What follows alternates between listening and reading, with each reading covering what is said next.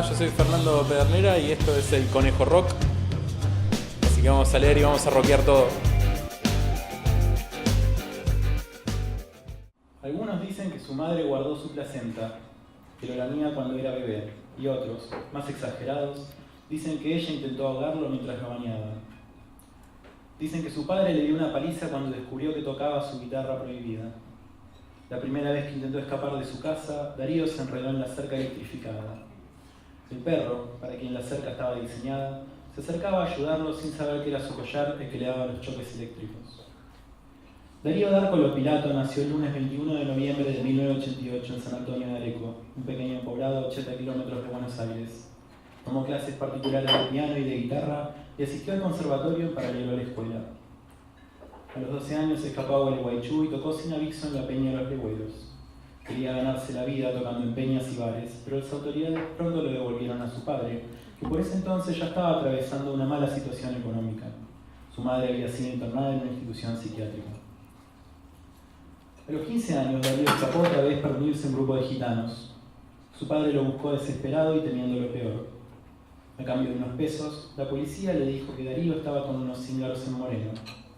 Los gitanos se lo devolvieron, pero advirtiéndole de que el joven estaba marcado por la luna y que contra eso poco se podía hacer.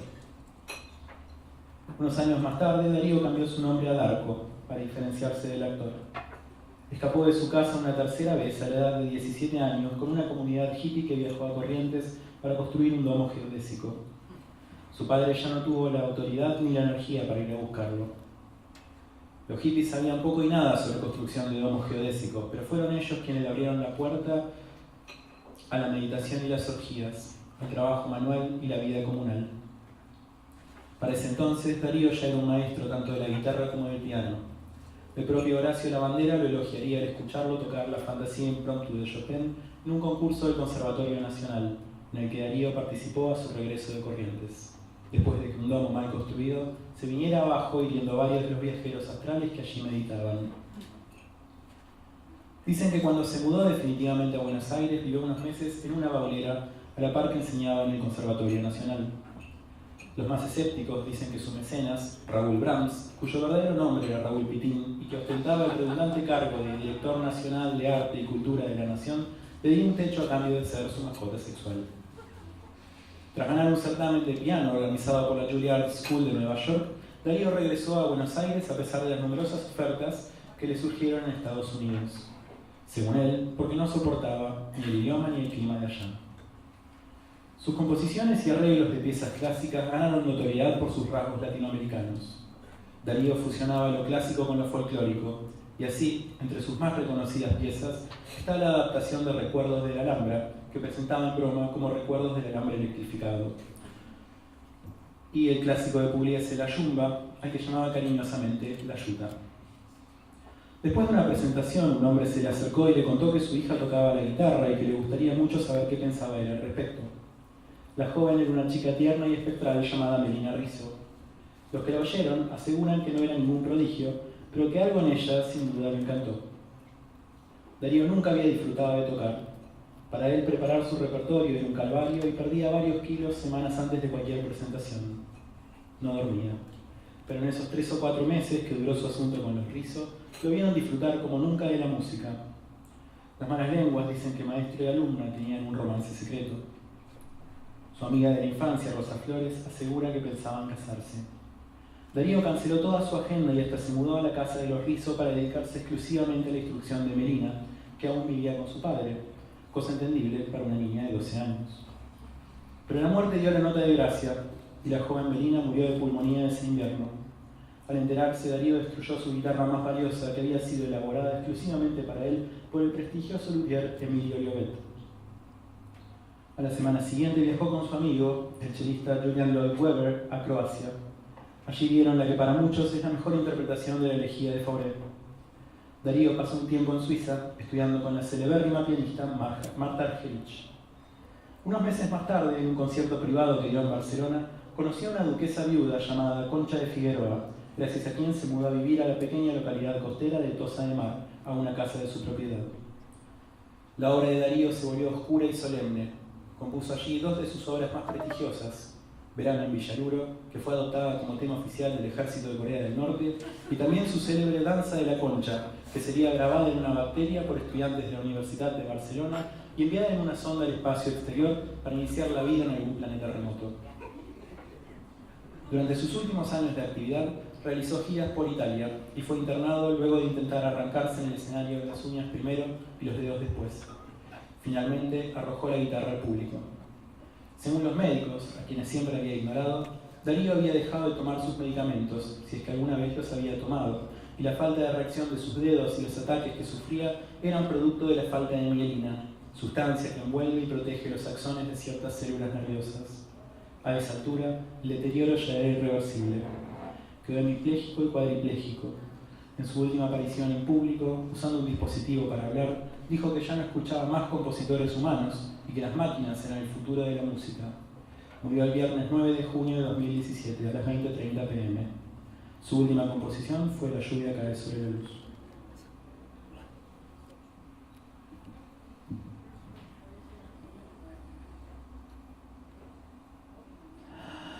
Darío Lopilato, líder de la banda Tarántulas y bajista de la banda Darko, fue mi pareja hasta el sábado 9 de febrero. Durante mi relación con él siempre surgían sin motivo episodios de violencia de su parte. Sufrí reiterados abusos psicológicos y verbales, en su mayoría en mi departamento, con amenazas de suicidio, humillación y diferentes tipos de denigración.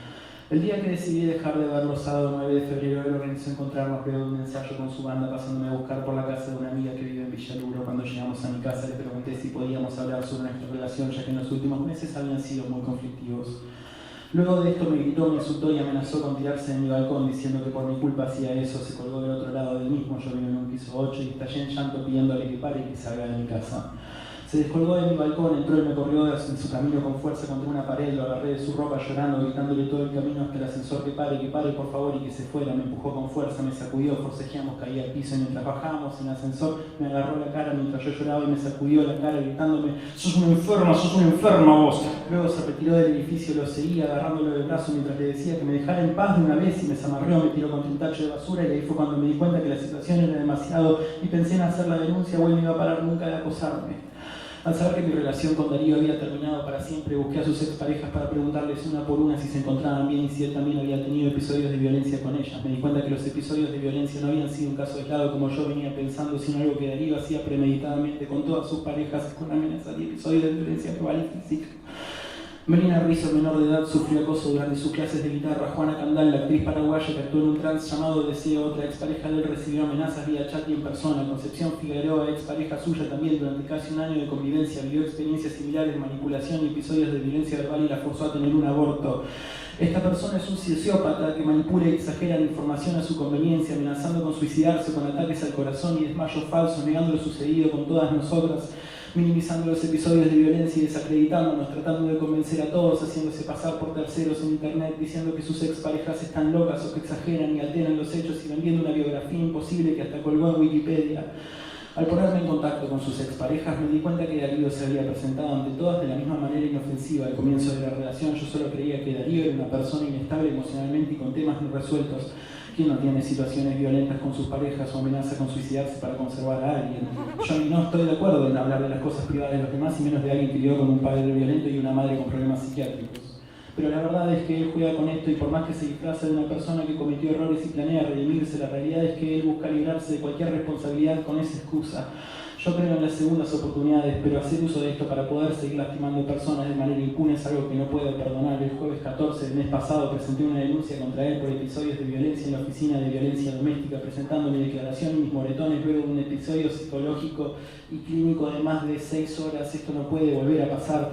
Estas personas y yo sufrimos abuso de su parte, las mismas palabras, el mismo modo de manejarse con mentiras, amenazas y episodios de violencia verbal y física. Las parejas anteriores dejaron de asistir a eventos como recitales solo para no volver a cruzarlo, pero como soy consecuente con mis palabras, yo decidí no dejar de hacer mi vida por culpa de los episodios de violencia vividos con él, y exponer esto públicamente para que nadie tenga que pasar por lo mismo que yo en manos de personas como él.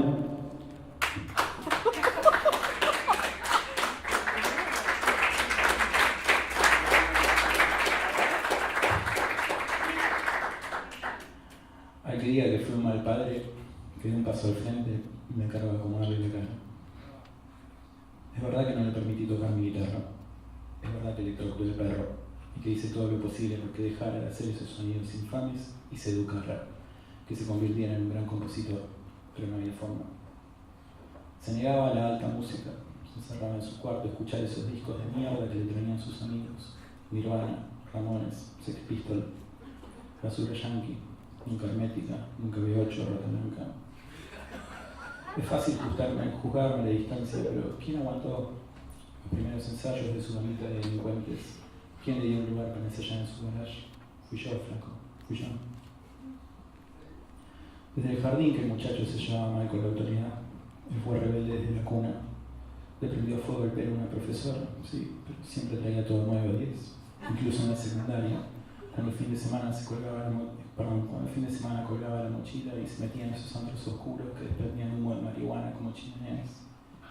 Se juntaban en las esquinas a tomar y a drogarse con sus amigos y después salían a pelearse con la policía. ¿Cuántas veces lo fui a buscar a la comisaría? Ya perdí la cuenta. Al principio eran situaciones inocentes. Me encontraron pintando grafitis, lo detuvieron por portación de drogas, incluso de hurto. No sé cuánta guita tuve que pagar para que no terminara en el pozo, siendo la noviecita de los presos. Tampoco sé cómo hizo para sostener sus 2 vidas y terminar la secundaria, con marca, seguro. Grabó sus primeros discos y fue entonces cuando empezó a hacer giras con una bandita de mugrosos que paseaban por el país para aprovecharse de chintas ignorantes del interior. No sé de dónde sacaba la plata, pero a veces se quedaba varios días en la capital durmiéndole de amigos. Vendía drogas, seguro. Sé que viajó a México, subiendo por Chile hacia Perú, cruzando Ecuador, pisando Colombia. También estuvo en Mariano. Yo solo veía de él las últimas noticias por la televisión y los diarios. Vi fotos suyas tocando el saxofón, vestido con vestido y calzas y el pelo parado pintado de rojo, besándose con mujeres, con hombres y otras cosas.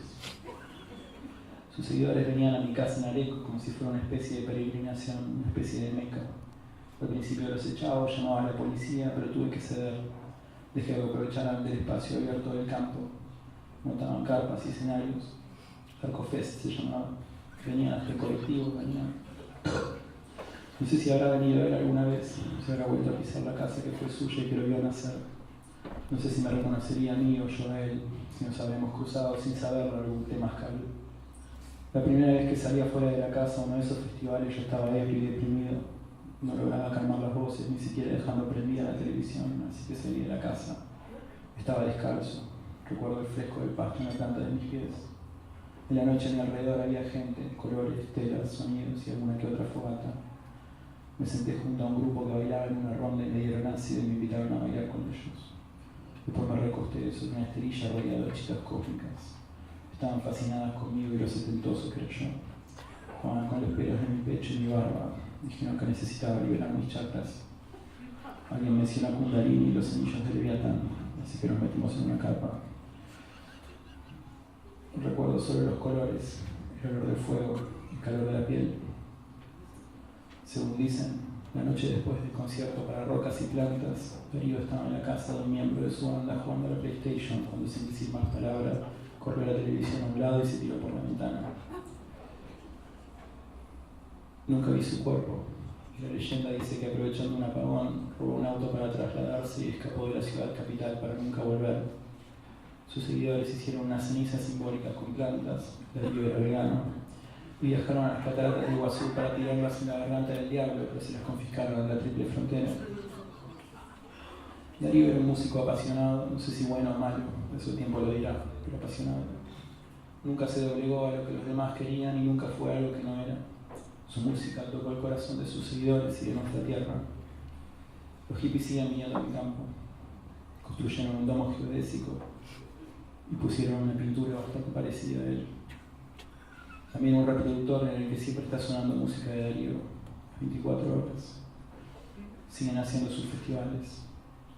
A veces deambulo entre ellos, llevando en mi corazón la secreta esperanza de que alguna noche, entre las telas y los colores, voy a encontrar a mi Darío bailando junto al fuego, libre, bajo una cascada de sonidos.